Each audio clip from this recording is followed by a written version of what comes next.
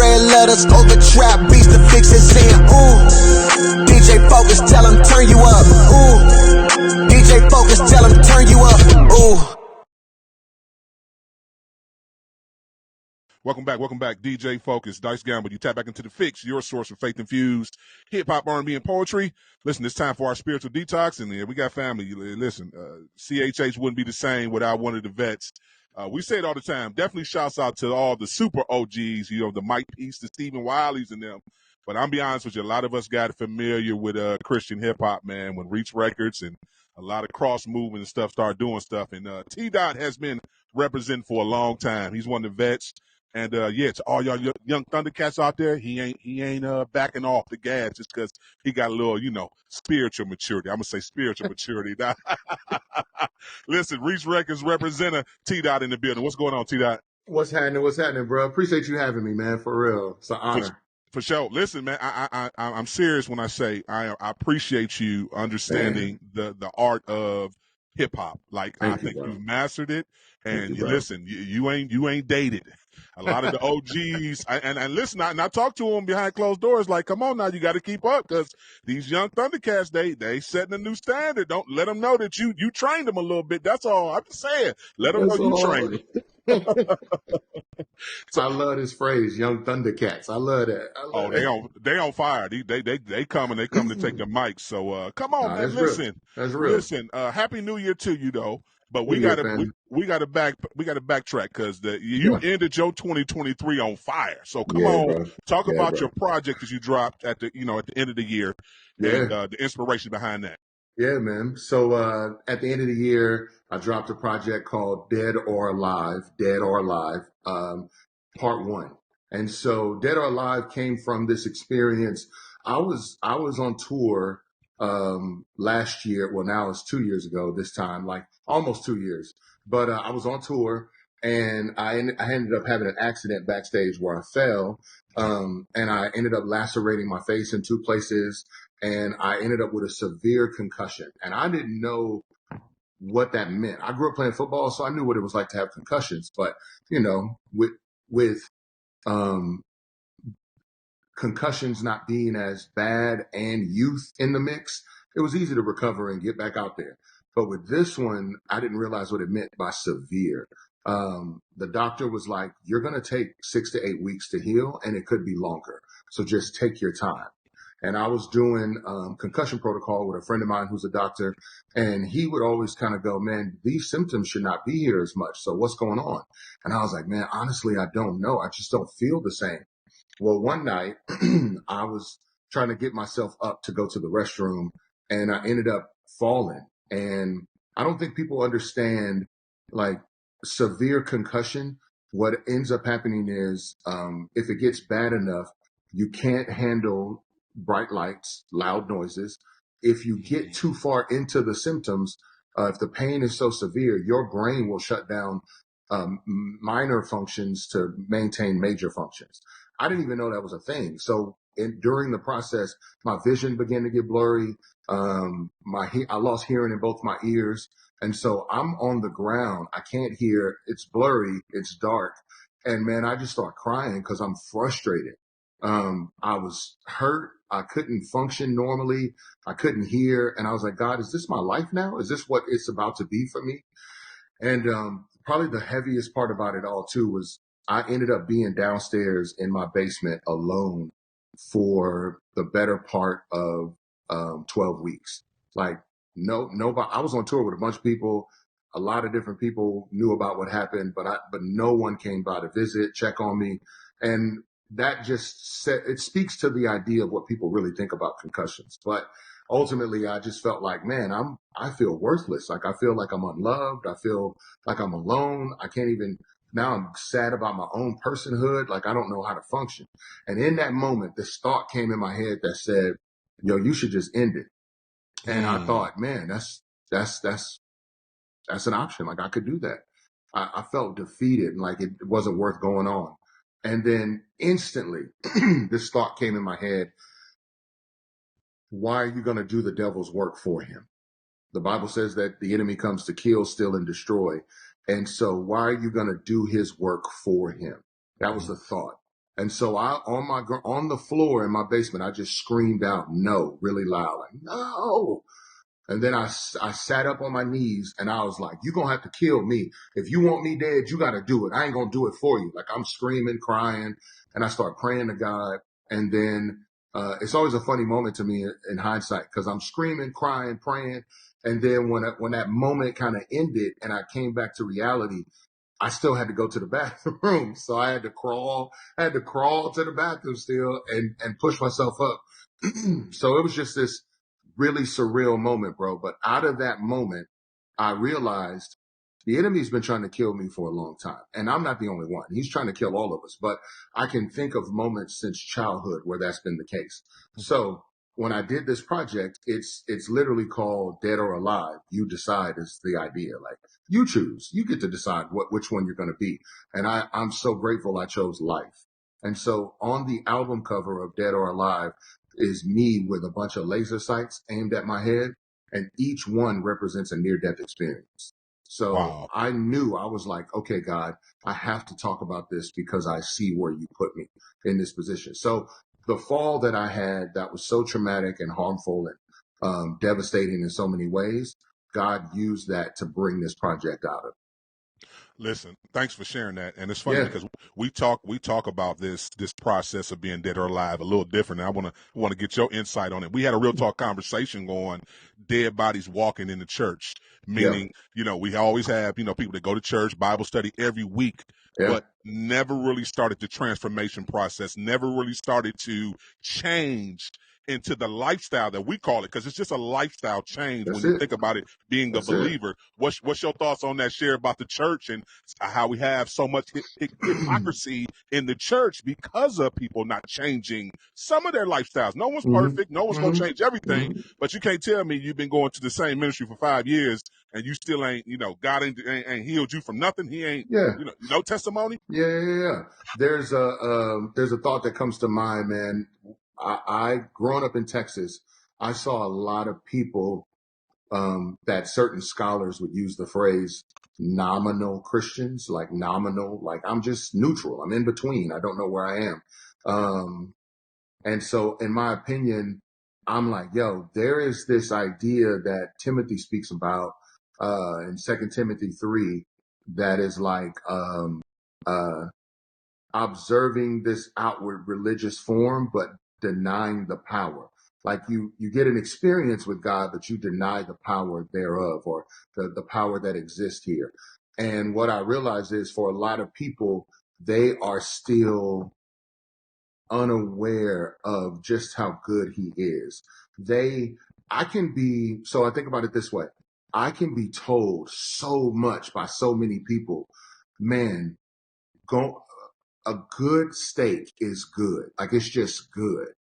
Mm-hmm. But for a person who's a vegan, it don't matter what you tell them, they're not going to partake of it. They just won't. Even a different route, making it more personal. I'm the weird person on the label because I love soup. I think soup is phenomenal. I think soup is a meal. Like I will go somewhere and just have soup and be content. But Trip Lee is like, that's lame. You like some 90-year-old. Like that's lame. Like he like soup ain't a meal, bro. Stop lying to the people. It ain't a meal. He was like, you wasting your time with that hot water. Soup is a hot beverage. He was like, coffee and soup are the same thing. Stop telling people it's a meal. So I was like, all right, Trip, I feel you. No matter what I do, Trip will never partake of the goodness of soup because of the ideas that he has toward it. And I think for real, if people are honest, they have certain ideas toward God that those ideas won't keep them from coming through the doors of a building, but it will keep them from entering into a relationship with God. And so I honestly think you have a lot of people who just have ideas about life that if they're honest enough, they're not willing to let go of. And so they're willing to have a form of godliness, but they deny the power. So how does that impact the church from the people from the outside looking in, and do you think that affects their witness, the people that you're talking about? Yeah. Because these are the same ones that I see a lot of people saying, "Oh, you invited me to your church, but why would I want to go know your God?" And you in all the same spots I'm in every day. Yeah. Like, do you think that affects our witness? I think that it can affect the witness in some ways, and in other ways, I don't think so much. So,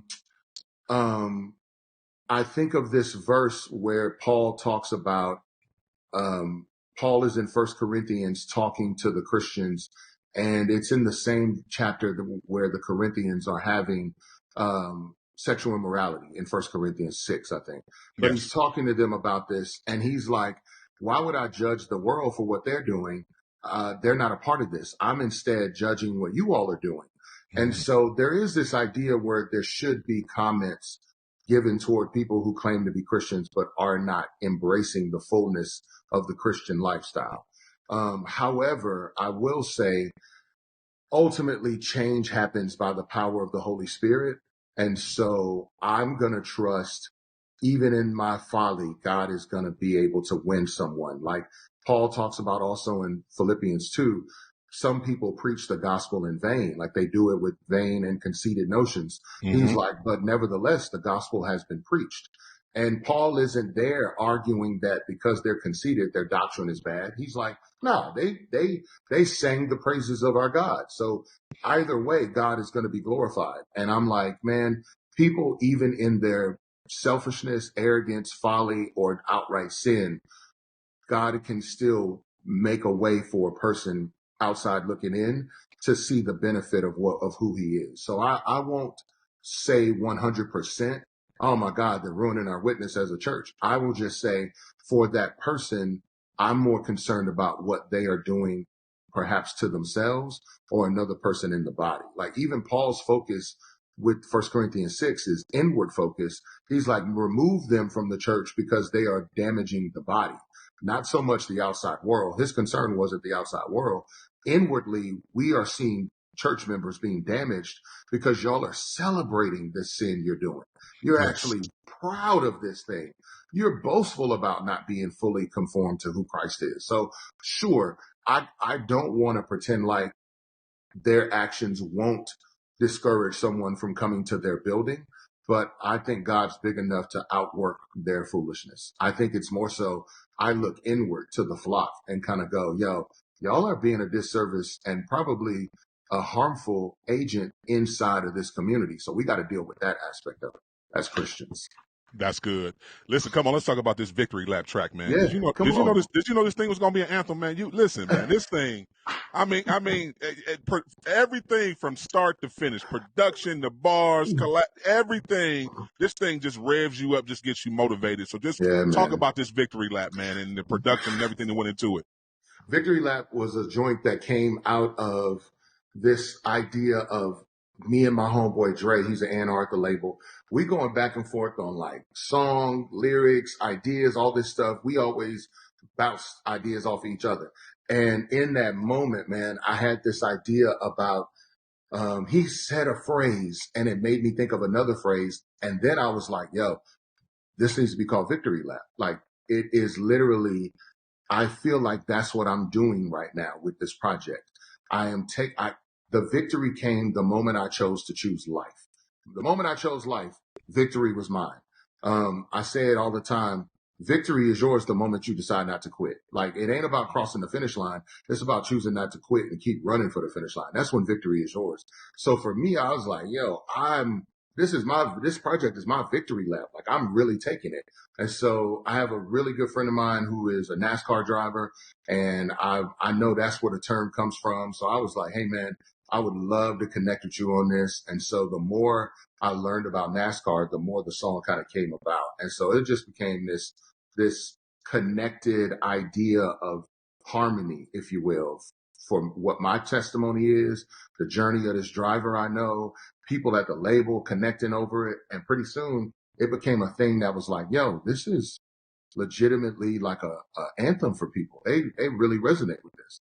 Mm-hmm. So it was really coming out of a sincere place for me. So I'm honored people are excited about it and they enjoying it. And like you say, I tried to write my butt off, bro. I was like, I can't slack. I can't slack out here, bro.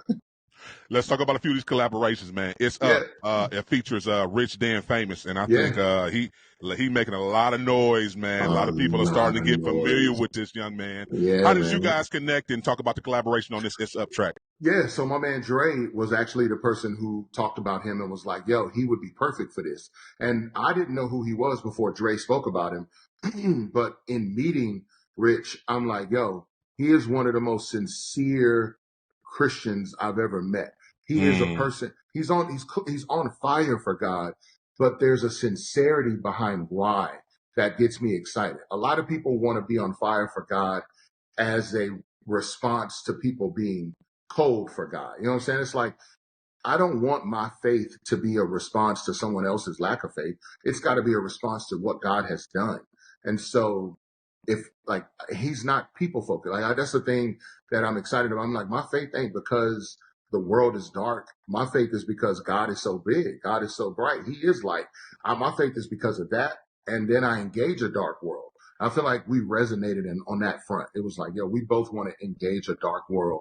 And so he was sincerely one of the dopest people I worked with in a long time. And then the song itself, I just knew it just all had to make sense for the experience I had. I'm like, you know what? You're going to have to come kill me, devil. Like, that's what this is. I'm not quitting. And so when I finally came to a place of brain health where I could get outside and move, I was like, oh, it's up. Like, I'm out here now. It's up. So there wasn't no time to slack off or take days off and be like, nah, whatever, man. I feel more hungry and more alive than I ever have in my life.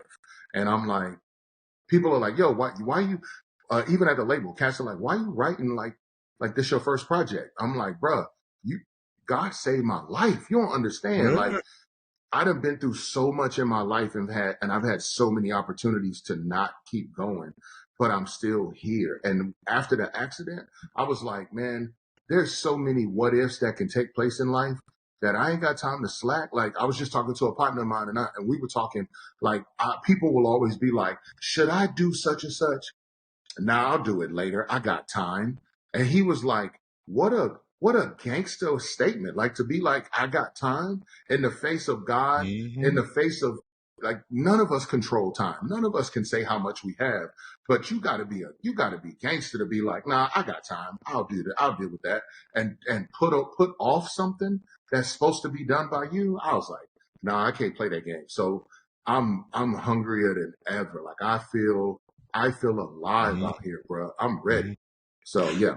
You hear it though, and that's why I started off when I said that, man. I say, man, yeah, this T-Dot ain't letting off the gas, just in case. Nah, bro. I ain't know if one of them young cats rolled up on you and called you a lame or something. I felt like you was like, wait a minute, did he just call me a lame?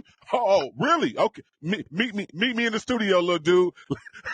Like, for real, that's how it come off. Like, this whole project comes off like, no, I'm listen, bless your life. I've been doing it at a high level for a long time, and I'm still doing it. And I'm still doing it. So one of the things that excites me is honestly, competition. I think healthy competition can be healthy. So there is always a part of me that's like, yo, I need to be a part of the conversation. Like, I do, but more so, it really is the hunger. And that's the thing that drew me to Rich. That's the thing that drew me to, I did an event here in Atlanta, a pop-up concert for the project. And I had all these artists join me, man. Toya Love, Big Breeze, Rich. I had Stevie Rizzo, my man, DJ 412, DJ. I'm forgetting names. I know I am, but like, I had all these people pull up. Man, why am I forgetting Jay name? But anyway, all these people pulled up and all of them were young artists, like, you know, early 20s artists. And everybody's like, yo, man, how do you know all these people? What is this about? And I was like, man, they hungry.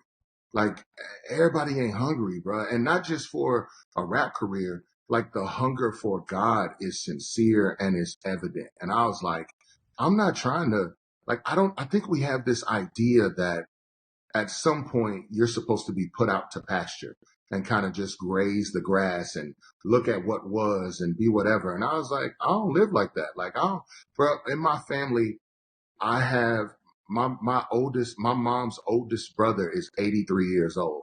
He still get up every day, jog 2 miles, come back home, cook the same breakfast, hang out with his family. He 83.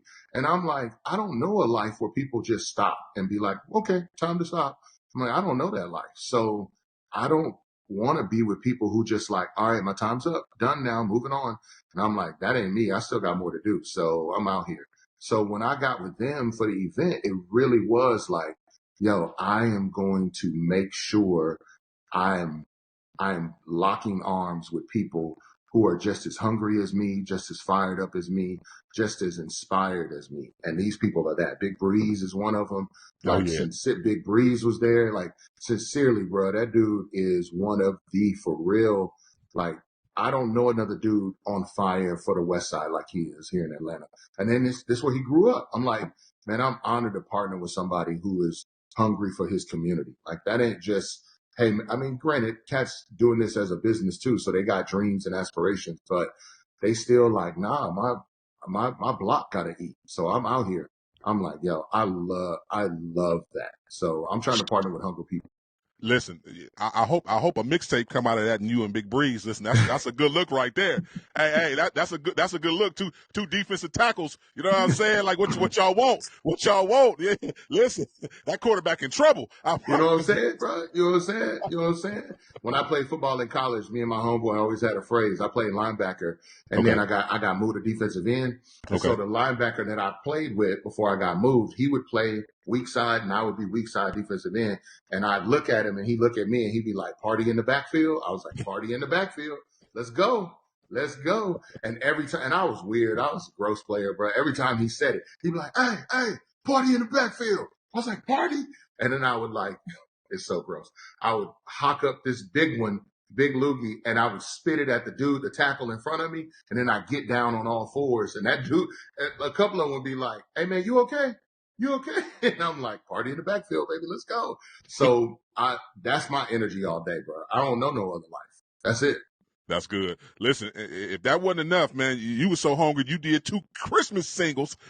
Come on and talk about it. And listen, and you sang on one of them. I say, if you don't get him an R&B career, listen, where that come from, man? Talk about that. Your 2 Christmas songs you put out. Man, thank you for bringing that up, bro. So I got a really, really good friend, close friend of mine. His name is Zach Paradise. He was an intern at the label. Then he got hired at the label as an engineer. Zach is a singer, songwriter, producer, engineer, just a phenomenal talent in his own right. And he and I became really good friends. And so he's been kind of the main producer that I've worked with throughout my career. And he also writes. So he helped write some of the records for my first This Time Around EP. He helped write some for the second one. He's actually featured on Dead or Alive. He's on the song with me and Aha. He's singing the hook. So Yes. like, Zach is a phenomenal brother in the Lord, amazing talent, and just a really good friend, man. He's like a little brother. So I was talking to him, and I was like, Zach, I know this sounds crazy. I think God wants me to do a Christmas song where I'm singing. And he was like, about time, like you sing. I was like, I know I do, but that's not what people know me for. So I don't want to do something weird. He was like, just try something fun. So me and him worked on a couple records, and then we presented them to the label, and they were like, hey, this is how I know it was good. Cause anytime the label comes to me and say, hey, you cool if you put these out later? Cause we want to build a plan for them. That's when I know they think it's good. But I was like, I'm not a fan of holding music anymore. I'm like, if I loaded the clip, fire it off. I'm not holding music no more. So, we dropped the 2 records. V Rose was one of the people who decided to jump on it with me. She's a phenomenal artist, but just a great woman of God. Mm-hmm. And I was like, man, I just want to do something outside the norm, out the box. And bro, I've been singing most of my life. Like my mom made me join the choir when I was in high school. That's around the time she got serious about God. And, I joined the choir because girls was in it. That's the real reason. I was like, man, these ladies up here, bro. Like, why am I not going to go here? I'll go there. But beyond that, eventually I started singing stuff because it was fun to do with homies. Like, I was one of the dudes on the corner with my homeboys trying to harmonize, trying to sing, trying to do whatever. fast forward, my man Sho Baraka actually had me sing at his wedding. Like I just started singing in different places, and then rap came along, and I was like, I like freestyling. That's how me and Craig hit it off. We used to just freestyle together at the school, like just freestyling with each other. So by the time music took off, singing was kind of like it's cool, but I'm a rap. And then here recently, I'm more excited about being my full self in music, and not just my story, but my talents and my identity. So I started singing. I was like, all right, here we go. So I got a lot of records coming out that's singing and sincere to what I do as an artist. So I'm excited about it. Listen, go on and do it, man. And that's what I'm saying. You inspiring so many people, man, especially the vets, like you said, to not give up. So come on, man, put that R&B, that Christian R&B project out, man. And I know you probably got a couple songs singing to your wife. Listen, we need Kingdom marriages, need that anyway. So make sure you make that thing fire. Put some 808s in that thing, man, and keep doing your thing, man. So for sure, bro. I appreciate that for real. And I love the hoodie. I appreciate that. I see you. Come on now. Come on. Listen, we ain't just started supporting. This has been since at least 04, 05. You know what I'm saying? We go back. I appreciate that, bro, for real. Appreciate you, Tedashii, man. Tell the people how they connect with you, follow you on all your social media platforms, and introduce one of your bangers. Yeah, bro. So listen, so many ways to connect with me. Go to TedashiiOnline.com. I'm actually doing a masterclass this month in January called The Right Way, WRITE, where I talk about song creation and writing, because I feel like I want to help people grow in what they want to do. So it's called The Right Way. You can go to my website and check that out, TedashiiOnline.com. And then you can always follow me on social media. Everything's at Tedashii. Follow me on YouTube, subscribe. That's where I'm about to put most of my energy into, and release some like stuff that ain't going to be on other places, other platforms.